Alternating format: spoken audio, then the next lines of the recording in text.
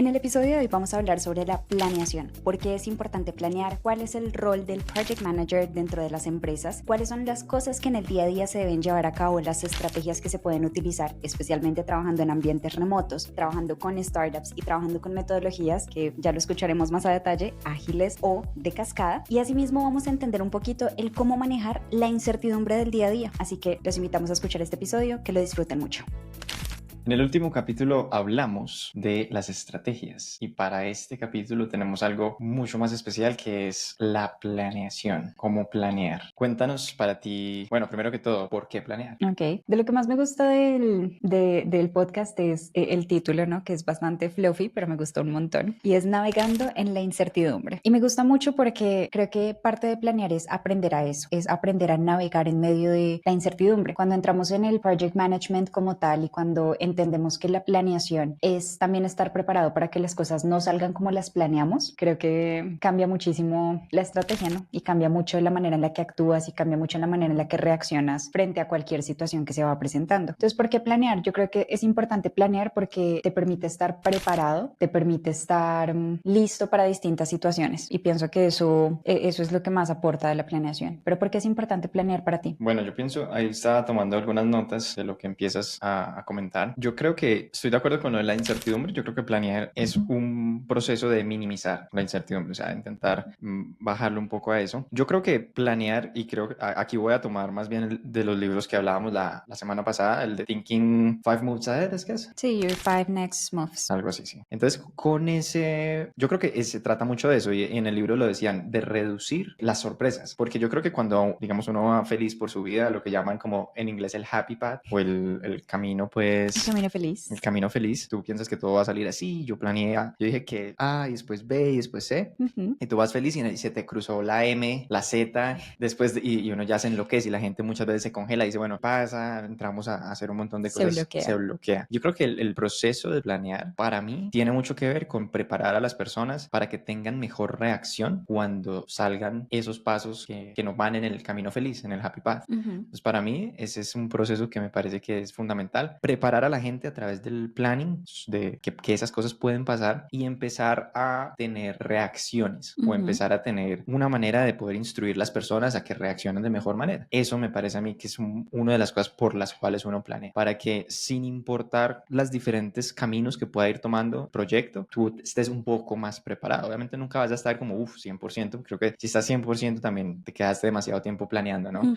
Pero vas a estar mucho más preparado con un buen planning para poder reaccionar. Por eso creo que yo que es planear es indispensable. Y aquí quería decir algo más, y es, yo no soy una persona que normalmente sea, sí, como que sea como que crea que eso sea un fuerte, o que naturalmente haya dicho, no, es que yo toda la vida he planeado y tal. Yo soy muy de hacer, a mí me gusta hacer, a mí me gusta hacer como hands-on. Entonces muchas veces me saltaba este paso y bueno, no tenía los mejores resultados, y a través de la experiencia, de los proyectos, de mucho tiempo trabajando en este ámbito, es que aprendo y me doy cuenta que el por qué es importante. Y aquí veo que un tiempo prudente de planning te ahorra mucho tiempo en la ejecución. Tal cual. Y yo creo que es importante recalcar el tiempo prudente, porque como bien lo mencionaste y lo acabas de decir, no nos podemos quedar tampoco en la planeación, ¿no? Y yo creo que algo muy importante de la planeación como tal es la estrategia de por medio. Y por eso en el capítulo pasado empezamos hablando de estrategia, porque en la medida en la que nosotros tenemos clara la meta, ¿cierto? Y la estrategia general está más clara y más nítida, es mucho más fácil hacer este proceso de planeación. Entonces yo pienso que realmente para todo lo que es planeación es, por un lado, ese roadmap que tú te vas armando de cómo voy a llegar a esa meta, ¿verdad? Pero si en el camino me encuentro con baches, tengo que estar preparado para ajustar el plan y reaccionar rápidamente. Pero bueno, ¿cómo se planea realmente en una empresa? Vayámonos a la realidad. Bueno, yo creo que ahí, ¿cómo se planea en una empresa? Yo creo que si no se tienen buenas prácticas de esto, o sea, si no se tiene ya un proceso de gente que ha experimentado el dolor de no planear, yo creo que se hace de manera muy empírica, ¿no? Se sientan, de pronto tiran unas ideas acá. Por lo general es como el happy path, ¿cierto? Y eso creo que no aporta mucho, porque la gente es como, listo, hacemos A, después B, después C, y todos, listo, qué buen plan, y salen, ¿cierto? Pero yo creo que lo que vamos a hablar hoy acá es, uno, o sea, aquí ya estamos viendo como, considero yo que en muchas de las empresas en las que he estado se ha planeado, y es siempre, casi siempre por el happy path. Pero vamos a ver, uno, que hemos aprendido, que hemos implementado en la empresa actual, y también que nos dice un poco la literatura. Y aquí me gustaría empezar a revisar revisar cómo se planea en una empresa y darle un poco de estructura. ¿Qué estructura le quiero dar? Normalmente dentro de una empresa hay un rol de alguien que tiene como por así decirlo, la batuta de planear, que se llama el Project Manager. Entonces, bueno, el Project Manager creo que es, y aquí es donde entramos como a definir un poco de eso. ¿Qué es el Project Manager? El Project Manager, bueno, mira que yo creo que algo importante en las empresas es también empezar sobre cómo se planea, ¿no? Porque en las empresas, y esto creo que lo habíamos hablado en algún momento, tenemos la realidad de lo que se puede hacer versus lo que se vende, ¿verdad? Y si nosotros nos detuviéramos a pensar, ok, ¿cuál es el proceso ideal de planeación? En un proceso ideal de planeación yo tengo una idea, ¿sí? Tengo un equipo para desarrollar esa idea, voy a hablar con el equipo para definir cuánto tiempo nos vamos a demorar en desarrollar esa idea y luego voy a ir a venderla basados en ese tiempo que el equipo me dé, ¿cierto? Pero la realidad de una startup es un poquito diferente. En las startups realmente, ¿qué vemos nosotros? Que se tiene una idea, se empieza a desarrollar la idea, se vende la idea y en la venta se prometen cosas y luego hay que ajustarse a esas cosas que nosotros prometimos durante la venta. Entonces, me parece muy interesante que lo mencionemos porque esto genera un componente adicional, porque en el mundo ideal y en el mundo perfecto, el equipo completo establece una serie de tiempos y el equipo completo se sienta a desarrollar este happy path, ¿sí? Y este happy path es fácil porque al fin y al cabo el equipo está diciendo cuánto tiempo necesita para hacer lo que va a hacer. Pero en la realidad del project management, el día a día es intentar ir en contra de ese tiempo, porque el project manager lo que tiene que hacer es asegurarse de que los tiempos se están cubriendo, de que las metas se están consiguiendo, de que vamos con el timeline. Y parte de eso es lidiar todo el tiempo con digamos que la contraparte que hay entre la venta y el producto como tal, o el desarrollo del producto cuando estamos hablando pues de desarrollos de productos de tecnología, ¿no? Ahí hay un punto muy interesante y es que yo creo que para que exista un planning, o para que exista cualquier tipo de project management, tienen que existir parámetros. Si no existen los parámetros, no hay necesidad de tener project management, ¿sí me entiendes? O sea, entonces yo creo que la misma definición de tener timelines es lo que hace que tú digas, listo, busquemos cómo le hacemos buen planning, busquemos cómo gestionamos el proyecto, porque y yo pienso que lo que tú dices y lo he estado como meditando, ¿cierto? O sea, en cualquier empresa, por ser startup o no, casi siempre se vende, se tiene cualquier proyecto, y eso genera los primeros parámetros, que es probablemente presupuesto, tiempo y una serie de cosas en las cuales ya existe esa capacidad que tiene el project manager de decir, listo, tengo que empezar, y aquí es donde me gusta como un poco, tú tienes algo que es un léxico muy del project management, que se llama el camino crítico, critical path. Yo creo que el critical path, y ese es el trabajo que tiene como el project manager como más interesante, y es entender cuál es el beneficio puntual que se quiere entregar dentro del timeline, ¿cierto? Dentro de el tiempo establecido. Y empezar a quitar todo lo demás. Y aquí es donde nosotros siempre hemos hecho, y hoy en día lo aplicamos muy bien, y son esas negociaciones de lo que es el lanzamiento y el pre-lanzamiento y el post-lanzamiento, ¿cierto? Y entonces tú tienes ahí el critical path, todo lo que va para tal fecha, necesitamos tener estas 5, 10, 20 cosas críticas y lo vamos a hacer. Pero después de eso, tú tienes una entrega después que se puede ir prolongar mucho más, que ya tiene las cosas no críticas, pero que como tú bien dices, sí hicieron parte de la venta, ¿no? Y ahí es donde uno dice, claro, dijimos que entregamos esto, dijimos que entregamos, y se va a entregar, solo que tenemos pre y post. Eso me parece que es muy interesante. Entonces, hablando de critical path, tenemos un léxico un poco más del camino crítico, tenemos un léxico un poco más, digamos que del project management vieja escuela. Y hoy en día, a mí me gusta un poco el término moderno que se llama scale up, que es prácticamente lo mismo, ¿no? Es primero trazar un parámetro duro de los tiempos y después mirar qué se puede hacer en esos tiempos. Ese es como el concepto, ¿cierto? Y por eso se llama como el scale up, que viene siendo como, sí, como algo relacionado con el critical path. Entonces, como que, bueno, ambas escuelas tienen como estos procesos. Pero ahora hablando de escuelas, me gustaría tomar el tiempo para hablar, para mí, lo que son dos tipos grandes y diferentes, como los dos tipos más distintos de project management, que para mí es lo que se llama waterfall o cascada y el agile o ágil, que son como los dos tipos que, digamos que tienen dos formas muy diferentes. Ahora, me gustaría explicarlos y después contar un poquito de en dónde tenemos nosotros experiencia. Bueno, por lo menos yo. Sí, pero antes no te escuché tampoco a ti. ¿Qué es el project manager?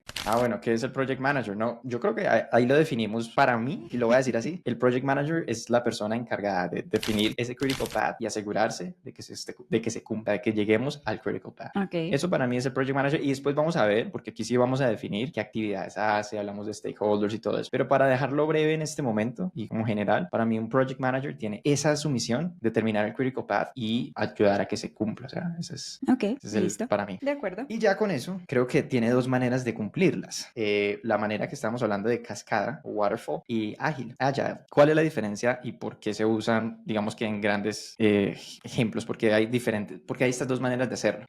Yo tengo mucha más experiencia mucha, o sea, casi que únicamente en ágil. Ujú. ¿Y cuál es la diferencia? Tú tienes proyectos que requieren, y aquí voy a empezar con el de Waterfall, tienes proyectos que requieren una planeación fuerte al principio y después que la verdad la mayoría de cosas sí se ejecuten de manera en que como se planeó desde el principio. ¿Qué tipo de proyecto, qué tipo de industrias necesitan esto? Industrias que el costo de fallo o el costo de cambio es muy alto, ¿cierto? Entonces tú tienes industrias, por ejemplo, La la aviación. aviación, exacto. Tienes en la aviación, tú tienes dos cosas, dos componentes muy costosos. El primero es, obviamente, que si llegas a fallar, el riesgo de que falles es muy alto. Entonces, o sea, el riesgo de que pierda la vida 200, 300 personas en un avión es súper alto. Sí, lo Entonces, que hay en riesgo es es muchísimo. muchísimo, por un lado, pero por el otro lado, mientras estás haciendo también el proceso de desarrollo, si planeaste mal dos partes que no encajan y te toca rehacer una de esas partes, los costos monetarios son muy altos, ¿cierto? Son muy elevados. Y tienes algo muy similar con la industria farmacéutica, que es Ujú. otra de esas que también emplean o pueden emplear esta metodología de cascada. Pero después tienes otra industria que si te vas al otro extremo, tienes la industria de tecnología, hablemoslo un poco más de software, ¿cierto? Donde tú tienes dos cosas. Uno, si fallas, y aquí siempre hemos tirado ejemplos como Netflix o algo así que la gente conoce, Spotify, Ujú. donde sí, okay, fallaste, no se planeó bien y se cayó la plataforma una hora, dejaste a la gente sin su novela de las 8, Sí, sin su música, ¿sí me entiendes? Sin la sí, música de la sí. ducha. Eso no es un riesgo muy grande, obviamente pues sí, vas a tener gente enojada, tu equipo de soporte va a hacer un trabajo ahí, Ujú. pero no impacta, no tiene un impacto muy grande, ¿cierto? En riesgo, ¿cierto? En el riesgo. Y también, si por algún motivo planeaste, no sé, un feature, y cuando hablamos de feature, una funcionalidad, y no era la adecuada o no encajaba muy bien, borras el código y lo vuelves a reescribir. El rollback. El rollback, sí. El costo de eso, sí hay un costo, no, obviamente hay tiempos del ingeniero que lo hace y todo eso, Ujú. pero no es tan elevado como tú mandar a volver a hacer todo el ala de un avión, toda la turbina, porque no Claro. encajó. Eso se va muchísimo más costo. Entonces aquí queríamos poner como estos dos ejemplos radicales para que la gente entienda, ok, hay dos tipos de project management en general, obviamente hay muchas metodologías que ya nacen de acá, digamos que las metodologías más de Waterfall tendrán sus diferentes, en Agile tenemos Scrum, en Agile tenemos Kanban, en Agile tenemos Scale Up y tenemos muchos más Ujú. que hay por ahí, pero esas son como las dos grandes cosas y es el por qué hay cada una de esas. Y como decía, yo tengo muchísima experiencia en proyectos ágiles, obviamente más por el lado de software principalmente y alguna que otra cosa en branding y mercado. Sí, en realidad yo pienso que el tema del waterfall es más, y la palabra que para mí hace la diferencia grande entre estas dos es riesgo. Es decir,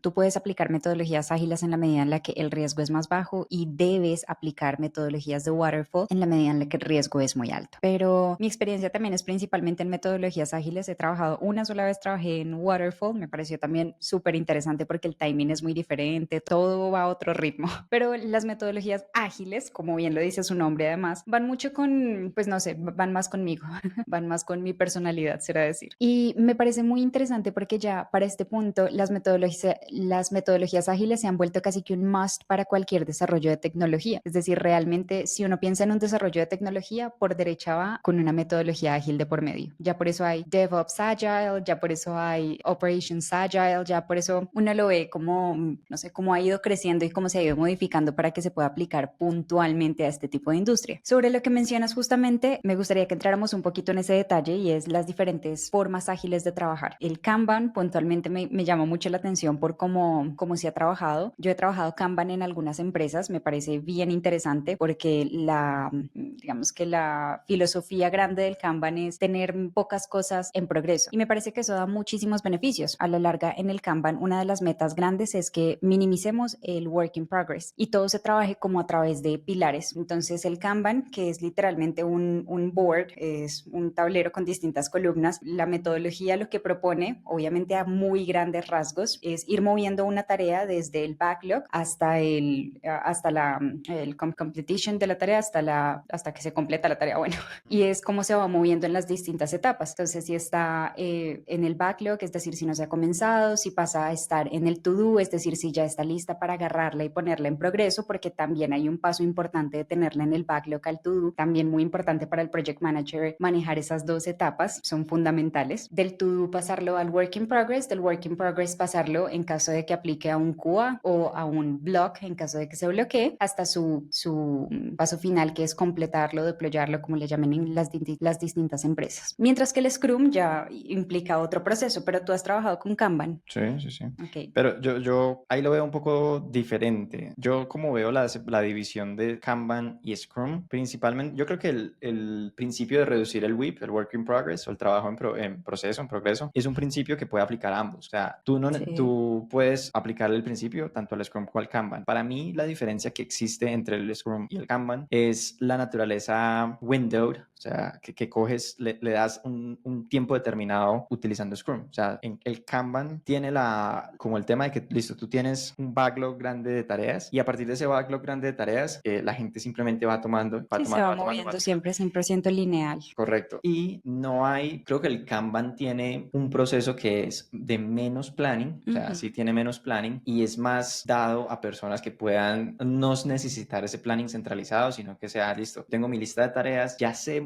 tengo muy claro lo que tengo que hacer y es simplemente el hecho de cojo por prioridades, voy cogiendo, voy cogiendo, voy cogiendo, voy cogiendo y puede que así vaya un mes, una semana, 2 semanas, el tiempo como tal. Lo que tiene el Scrum, que me parece que tiene un componente diferente, que para mí, cuando hay proyectos de mayor incertidumbre, precisamente proyectos de más innovación, me parece que el Scrum es una buena metodología porque el Scrum te plantea más procesos de planning, precisamente lo que estamos hablando hoy, más etapas donde tú te sientas y de verdad miras qué se va a hacer y ya tú determinas, ¿no? Yo creo que es otra cosa interesante del Scrum es determinar también dependiendo de la necesidad del proyecto. Por ejemplo, un Scrum, y nosotros tenemos como 2 equipos y tú ves como un Scrum que se puede manejar muy bien de duraciones, hablemos de duraciones, nosotros llamamos, el Scrum maneja este concepto de sprints, Sí. que es el tiempo en que vas a ejecutar algo. A mí me parece interesante eso de los sprints porque como tiene un inicio y un final, también hace que se convierta un poco más fácil la capacidad de medir.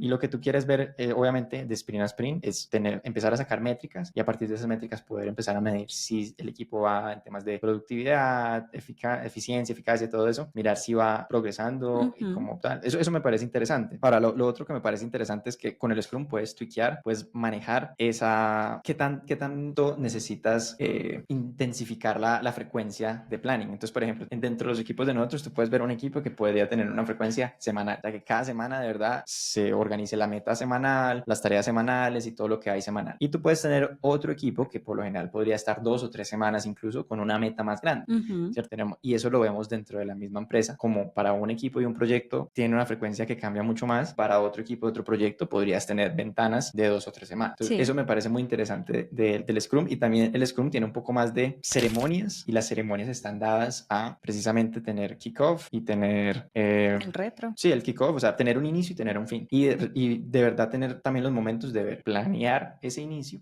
planear ese spin y después mirar cómo te fue. Entonces, eso me parece interesante del Scrum. Por eso yo digo que el Kanban, ambos reducen el WIP o tienen el principio que tú puedes aplicar de reducir el WIP, pero sí tienen esa diferencia. Tienes un proyecto que digamos que ya lo han hecho, el equipo Sí. ya lo ha hecho 10 veces, solo implementar Kanban me parece genial porque no hay que hacer tanto planning, no hay que perder tiempo en eso, ya lo han hecho, ya la gente tiene la experiencia y simplemente es como, mira, tenemos el backlog de las 100 cosas, ya Vamos también saben, poniéndolas. vamos Tal cual. cogiendo, vamos cogiendo. Es que yo en realidad no digo que uno sea mejor o peor, yo pienso que se ajustan mucho a las distintas etapas. El uno es, para mí el Kanban es demasiado operativo, es decir, es algo muy operativo que se tiene que hacer y se puede aplicar para proyectos muy operativos, es decir, donde hay tareas demasiado puntuales. El Scrum ya es algo que implica un proceso mucho más extenso de retrospectiva, de análisis, de planeación, como bien lo mencionas. Pero, y lo que mencionaba del WIP es porque por concepto, ¿no? O sea, en la teoría, eso es lo que dice el Kanban, que el Kanban se creó con el fin de minimizar el work in progress. Es como la filosofía principal del Kanban, que lo que hacen es que ponen las cajitas muy pequeñas del work in progress. Bueno, es ya un tema más de concepto. Sí. Pero volviendo a lo que es el Scrum, porque yo creo que aquí nos vamos a enfocar más en eso, es una realidad, ¿cierto? Porque ahí es donde más trabajamos.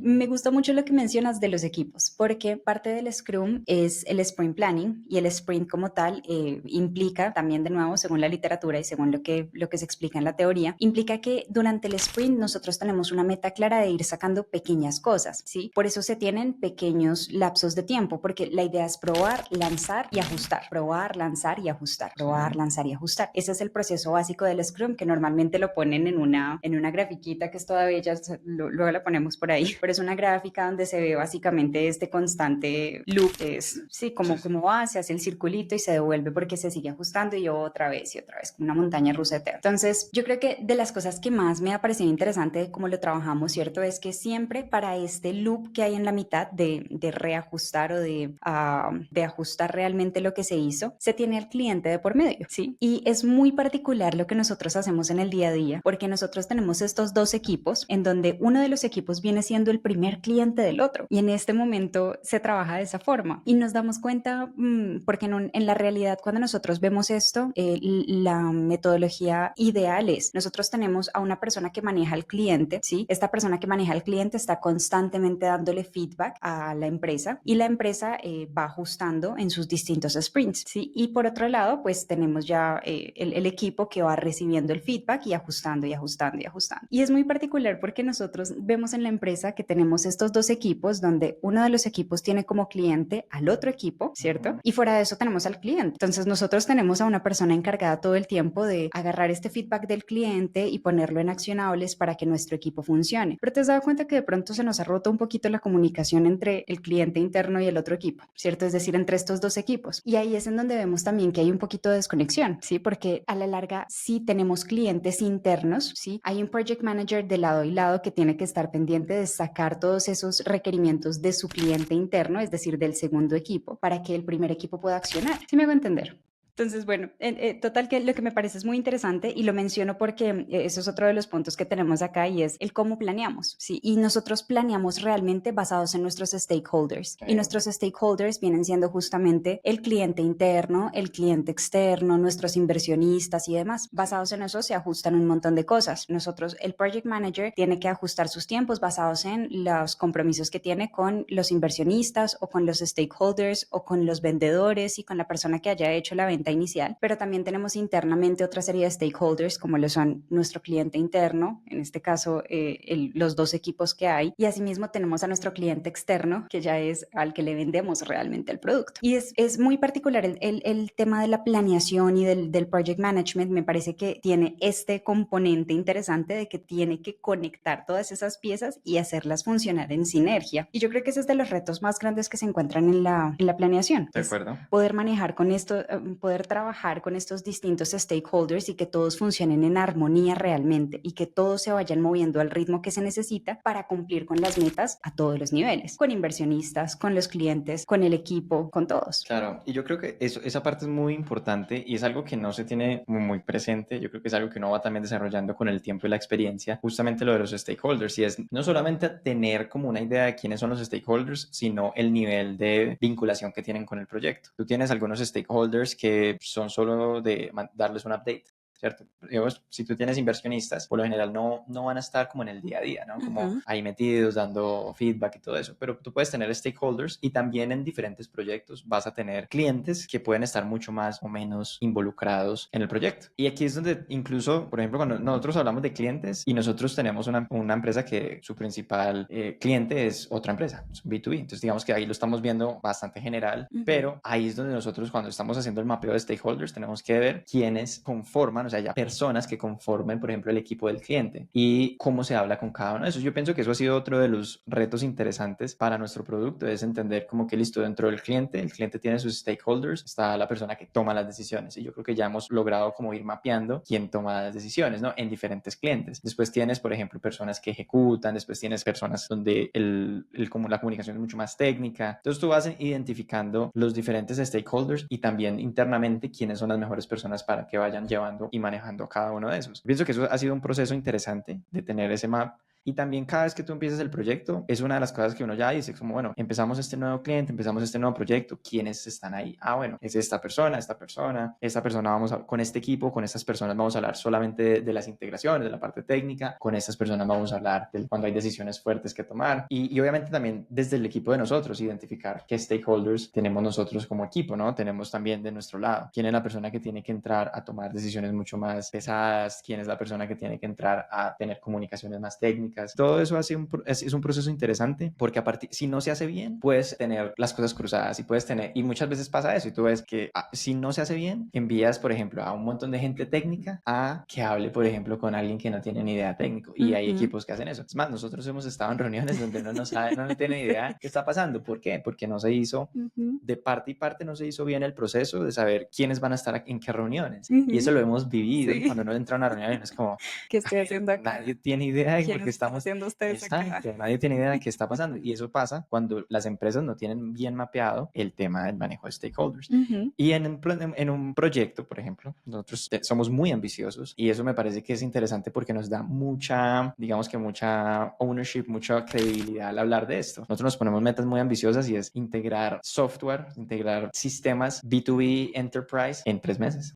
O sea que nosotros tenemos que tener un proceso muy bueno de identificación de stakeholders, un proceso muy bueno de identificación de un critical path, un proceso muy bueno de todo esto para que logremos cumplir. Claro, una parte bien fundamental es justo el manejo del proyecto como tal y que el proyecto se cumpla. Y ahí que mencionas eso, y especialmente para nosotros que hablamos tanto con los proveedores, entra este otro componente que para mí es la máxima incertidumbre de todas, y es cuando uno trabaja con un proveedor, ¿sí? Se tiene este tema de que el proveedor está en el limbo, como que el proveedor sabe que le conviene hacer las cosas, pero no le importa suficiente, o sea, no es tan grave para él, ¿sí? Y se necesita mucho push de muchas partes para que las cosas se den. Entonces, en este proyecto puntualmente, como lo dice, somos bien ambiciosos y tenemos 3 meses para hacer una implementación donde pueden tener fácilmente entre 10 y 15 integraciones y que para quienes nos escuchan, cada integración puede ser una empresa diferente trabajando en algo que tiene que conectar con el sistema para que luego todo se junte con todo y todo conecte con todo, porque esa es la particularidad, ¿no? Que a veces la integración, no, ya salimos de la tercera integración, pero la primera y la segunda no están y sin esas dos no funciona la tercera. Entonces no me sirve de nada tener la tercera ya hecha porque las primeras dos no están.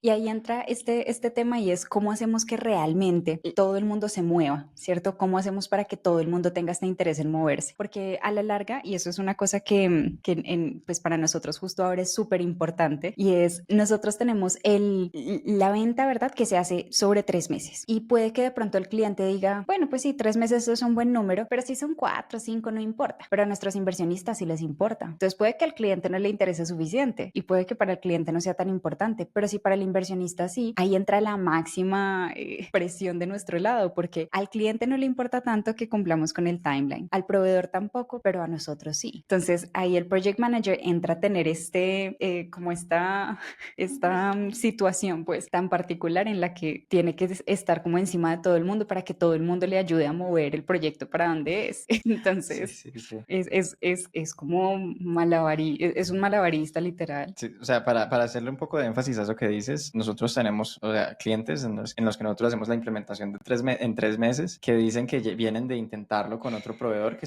llevan 2 años intentando integrarse. Entonces, mira el tamaño en que se comprimen a través de un buen project management, a través de un buen producto, o sea, a través de muchas cosas, pero a través de un buen project management se comprimen 2 años en 3 meses.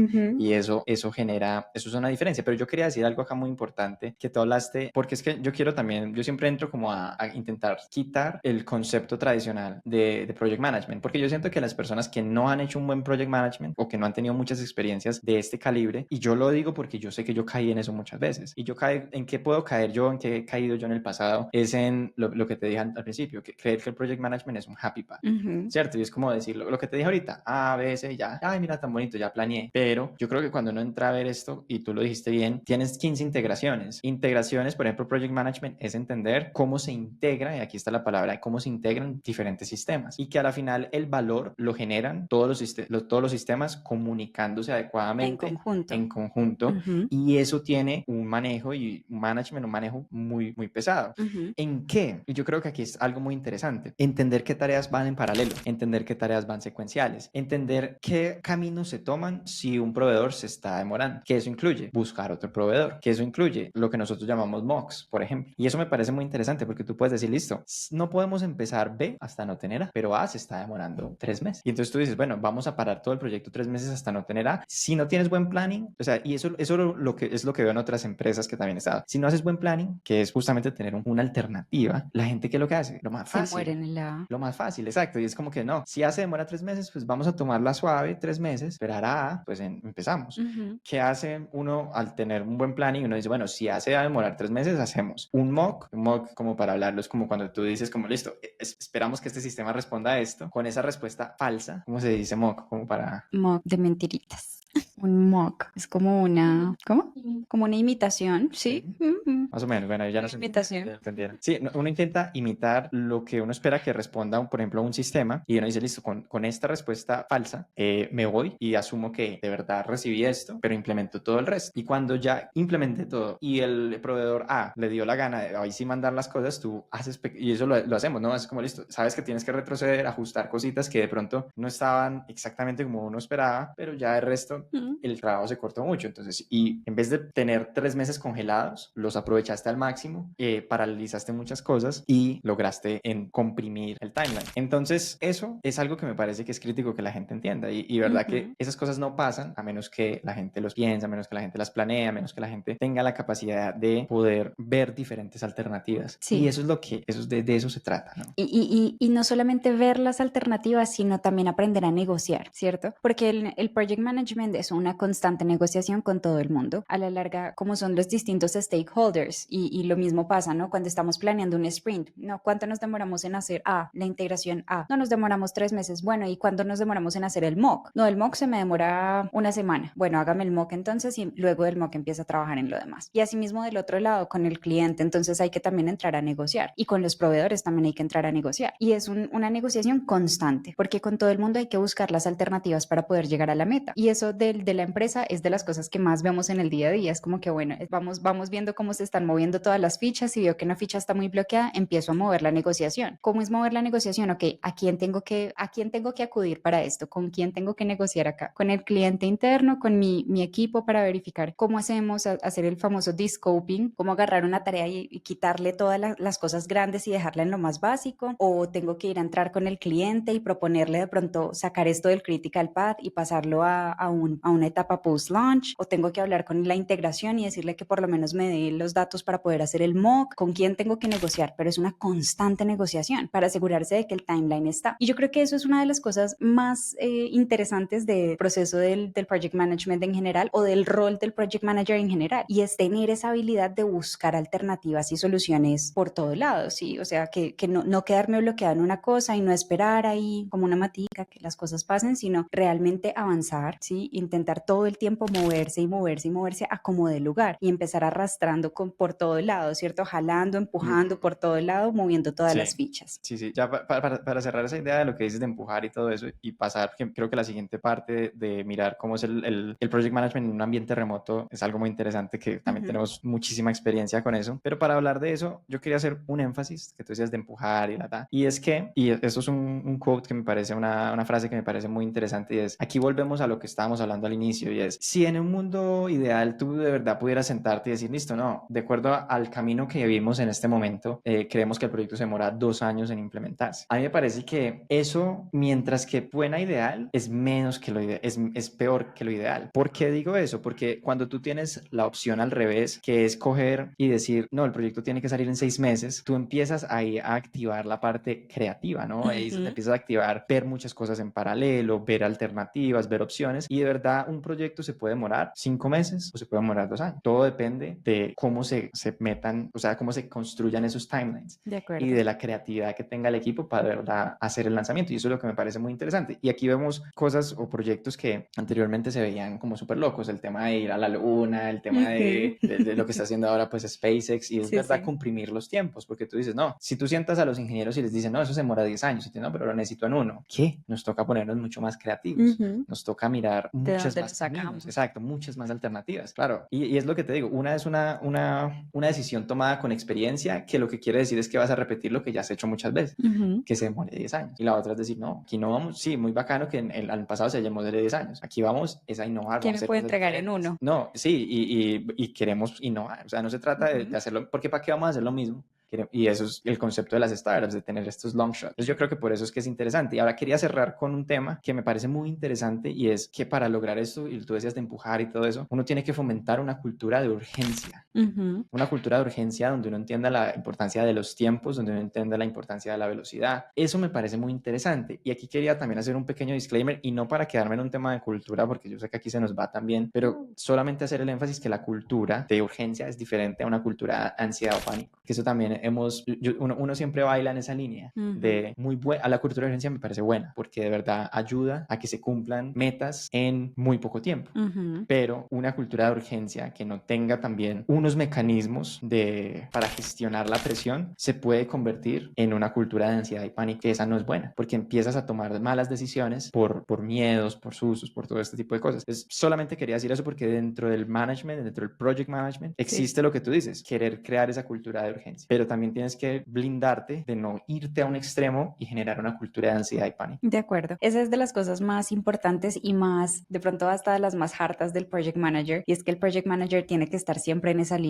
línea del todo esto tiene que pasar a tiempo y todo esto tiene que pasar ya y todo esto tiene que hacerse con la mayor rapidez posible y si no el mundo se va a acabar.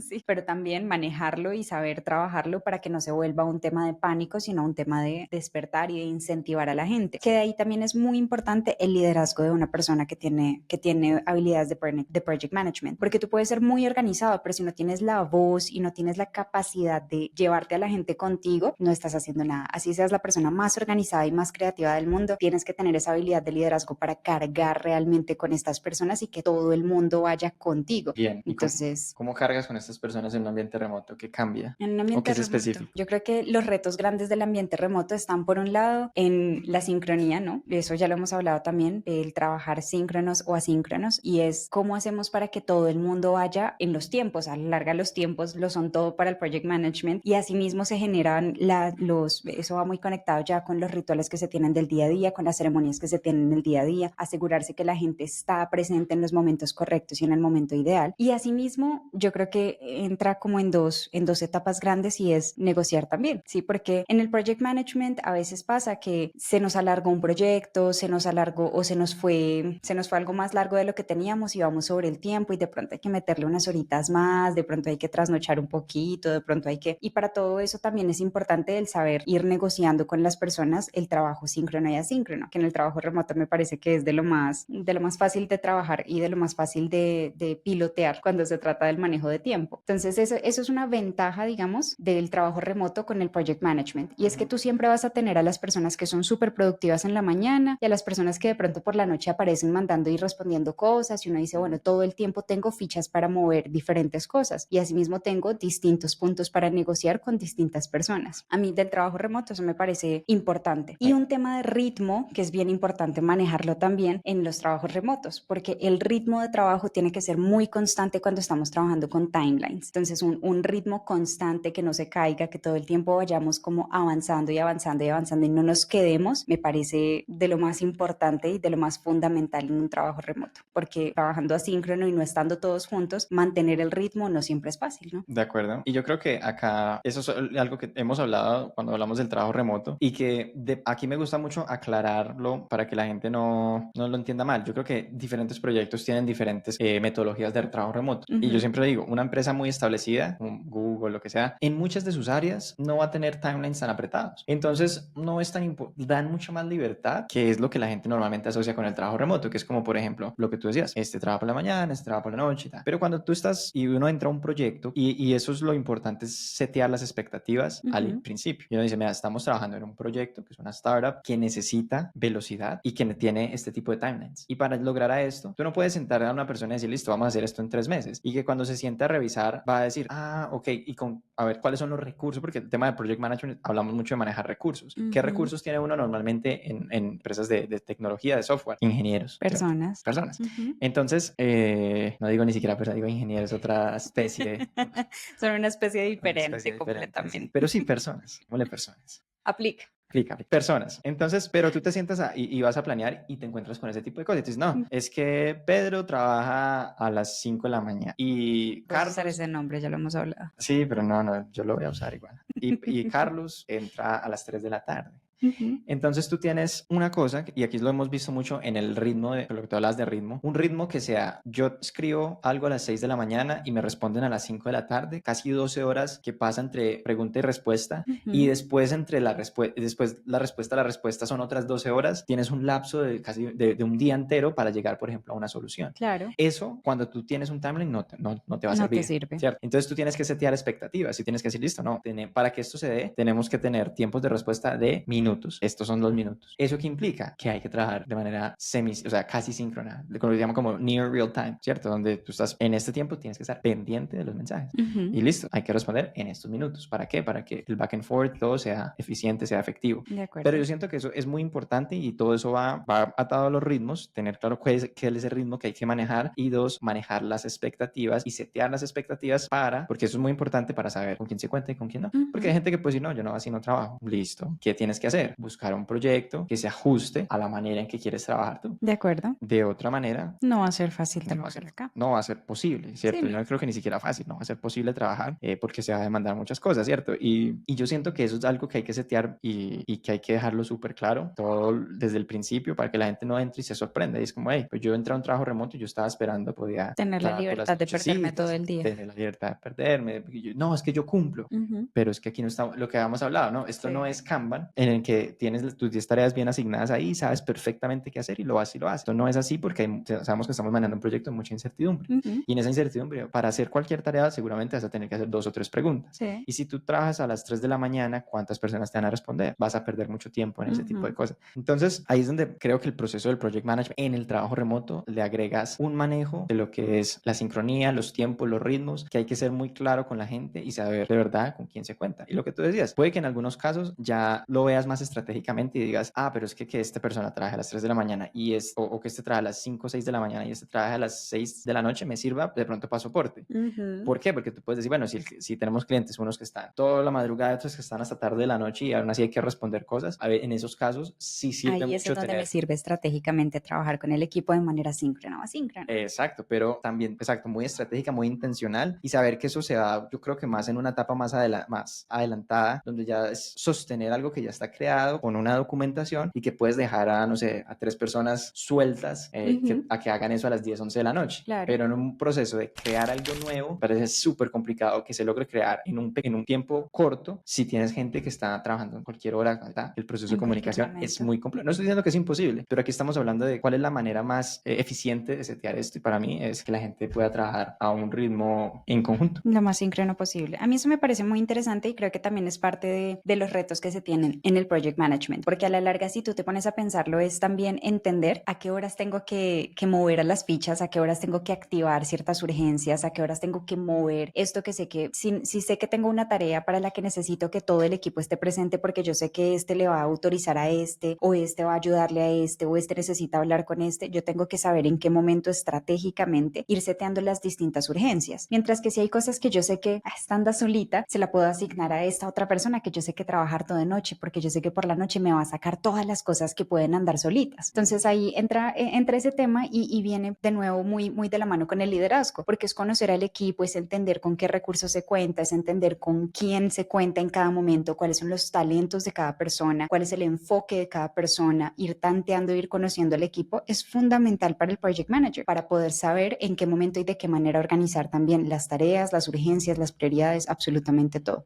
Yo ahí iba a decir un tema que es lo que tú hablas del ritmo y yo he dejado aquí una nota que es lo de los inputs y los outputs, que yo siempre hablo mucho de eso y yo lo asemejo mucho al project management y también al trabajo remoto. porque una de las cosas que más gustan es que la gente, yo lo escucho mucho y por eso siempre lo repito, la gente siempre habla de un tema como no, a mí me gusta que me seteen mis objetivos y yo cumplirlos.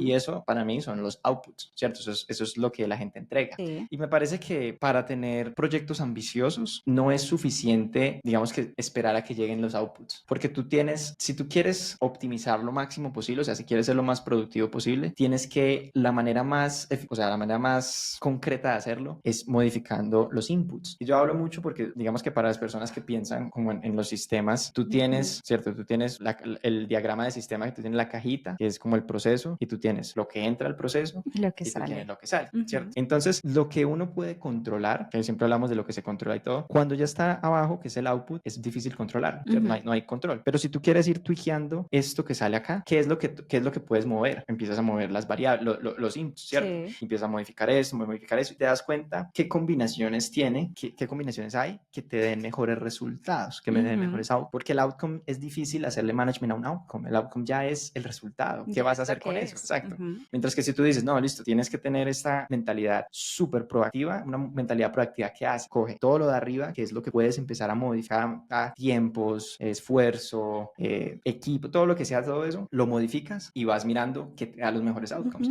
Y yo pienso que ahí, porque es que yo lo repito, hay muchos que no, yo voy es por objetivos. Y yo siento que ahí se puede, pero para algo muy ambicioso, o sea, para cosas ambiciosas, tienes que trabajar en conjunto, en equipo, en los De inputs. acuerdo. Eso que dices me llama mucho la atención porque llevándolo a la realidad, nosotros nos encontramos a veces con estos procesos. A la larga en una startup siempre estamos en prueba y falla y prueba y falla y prueba y falla. Y nosotros nos hemos dado cuenta, por ejemplo, que a veces entre más corta y rápida se ve la tarea, más rápido se avanza. Y eso es parte de lo que tú dices del input y el output. Puede que yo tenga un proyecto que implica hacer 4 tareas, pero si yo te entrego a ti un proyecto con 4 tareas, tú de pronto colapsas. Tú dices, no, esto me va a tomar resto de tiempo. Mientras que si yo te doy una tarea y tú la sacas y me la sacas súper rápido, y luego te doy la segunda y la sacas súper rápido, y luego te doy la tercera y la sacas súper rápido, es exactamente lo que estás diciendo. Es de qué manera te voy mandando a ti los inputs y qué tan rápido salen mis outputs. Y eso es un ajuste que para mí ha sido súper ganador en la empresa, porque realmente nos hemos dado cuenta que entre más puntual es la tarea y entre mejor explicada está la tarea, mejores resultados se dan. Porque a veces un proyecto es muy abstracto y a veces una tarea puede ser demasiado abstracta y hay que irla desglosando en pequeñas partes. Y entre más se desglosa, más sencillo es llevar a cabo esa tarea. Claro, y de acuerdo, y ya para darle cierre, ¿cuál es el día a día de un project manager? El día a día de un project manager. Bueno, por un lado yo creo que está el tema de el manejo de los stakeholders, como ya lo hablamos, ¿sí? Es saber con quién tengo que hablar hoy, qué tengo que hacer hoy, a quién tengo que molestar hoy, porque el project manager siempre está nagging people around. Creo que eso es de las primeras cosas, ¿sí? El manejo de la comunicación, la preparación del día a día, que idealmente en un project management es basados en mi sprint planning o en bueno, dependiendo de la metodología que se tenga, en este caso el sprint planning. Yo sé que esta es mi meta de esta semana, cómo vamos con esta semana o estas 2 semanas o en este sprint en general, cuáles son las metas, cómo vamos con estas metas, qué tenemos que mover hoy puntualmente para que las metas sigan fluyendo, ir modificando mi critical path, ir viendo mi happy path y viendo qué ajustes le tengo que hacer para que el critical path se cumpla, cómo ir moviendo estas fichas. Yo creo que el project management, el día a día, es una constante modificación del plan. Es estudiar el plan cuando ya está el plan de por medio, ¿no? Es estudiar el plan, mirar la meta y ajustar el plan. Estudiar el plan, mirar la meta y ajustar el plan. Y es un constante también comunicación con todos los stakeholders habidos y por haber. Las negociaciones que te digo que se hacen en el día a día. Entonces es entrar a negociar con los ingenieros, entrar a negociar con los clientes, entrar a negociar con los proveedores, entrar a negociar con los inversionistas, con los distintos clientes internos, porque internamente se tienen varios clientes también. Está el equipo de ingeniería, está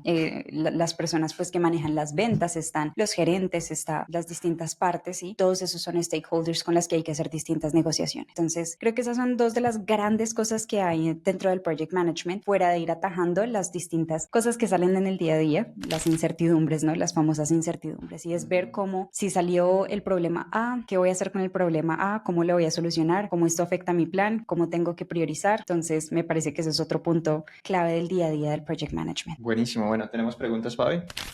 ¿Cómo se hace la gestión documental de este tipo de procesos dentro de una empresa?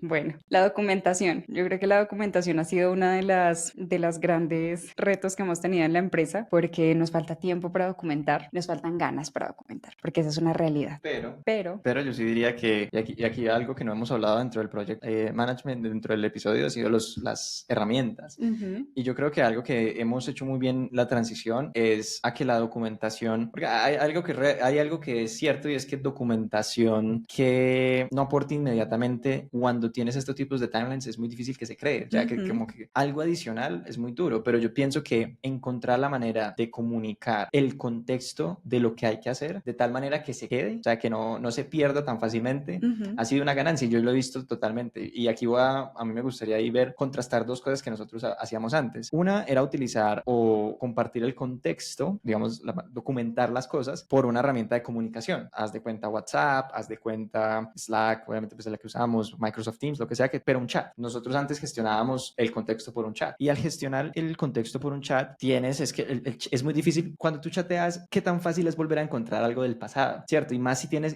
a veces si es uno a uno, es como que listo, yo hablo con esta persona y de pronto busco, pero si tienes un chat con 20 personas y diferentes chats, diferentes canales, ¿cómo te acuerdas tú de ir a encontrar algo? Es muy difícil y las herramientas en realidad no están hechas para eso y tampoco el modelo mental de comunicación de un chat de uno está hecho para que le dé ese tipo de orden. Y lo que nosotros hemos hecho muy bien, que eso sí me parece que ha sido un acierto, es llevarnos esa comunicación del chat y ponerlo en una herramienta de gestión de proyectos. Llámese, nosotros usamos Linear, pero llámese Monday, llámese ClickUp, llámese Jira, lo que sea. Llevarnos mucho de esa conversación y ese contexto para allá ayuda a que perdure más fácil en el tiempo, porque le das tienen estructuras diferentes y son mucho más aisladas. Tú haces en una conversación de chat, tienes una conversación acá y justo al ladito está pasando esta otra y se mezclan y ya no sabes y no puedes diferenciar qué es qué. Ahora, cuando tú tienes este otro modelo donde ya no predomina el chat, sino que predomina la tarea, es muy difícil que tú cojas una tarea y le empieces a hablar a una persona de otra cosa, ¿no? Eso pasa en la otra tarea. Ese cambio de modelo mental, que es algo tan chiquito, hace que sea más organizado el contexto y que sea más fácil compartirlo. Y yo he visto, y ya ha pasado, cuando cogen y preguntan algo y uno de los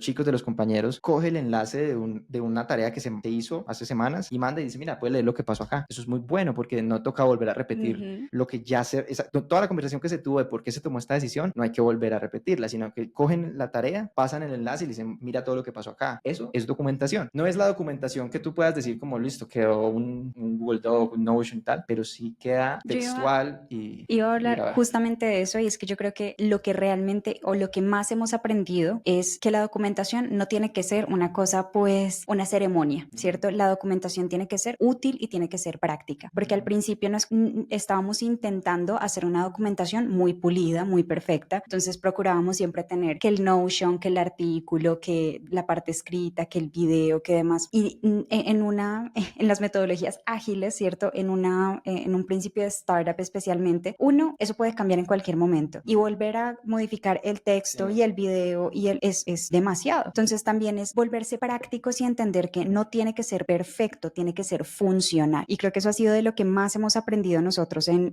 el tema de la documentación. La documentación tiene que ser funcional. Llámese pasarnos y asegurarnos de que todo se trabaja por Linear, ¿cierto? Que es nuestra herramienta de gestión, pero que todo se trabaje por ahí para asegurarnos de que el contexto no se pierda. Llámese cuando yo estoy haciendo un proceso que sé que he hecho varias veces, hacer el video y ponerlo en la lista de videos. No tiene que ser nada perfecto, no tiene que ser nada pues súper complejo, no. Yo haciendo el proceso y narrando qué es lo que estoy haciendo y ya. Y no es mucho más que eso. Entonces yo creo que parte de la documentación en la gestión de proyectos es saber que no tiene que ser perfecta, sino funcional. Esa sería mi takeaway. Perfecto. ¿Tenemos otras preguntas? Ok, o sea, planes que hayamos tenido que cambiar completamente, o sea, se hace la planeación y drásticamente se tiene que cancelar esa planeación y volver a empezar. Bueno, ¿tienes una respuesta on top of your mind? Yo creo que hace mucho tiempo no pasa. Eso me parece algo positivo porque creo que le hemos cogido un poco más el ritmo a las prioridades. Yo pienso que cuando uno tiene claro el dolor y la prioridad, es más difícil que pase que te toque reestructurar todo un plan.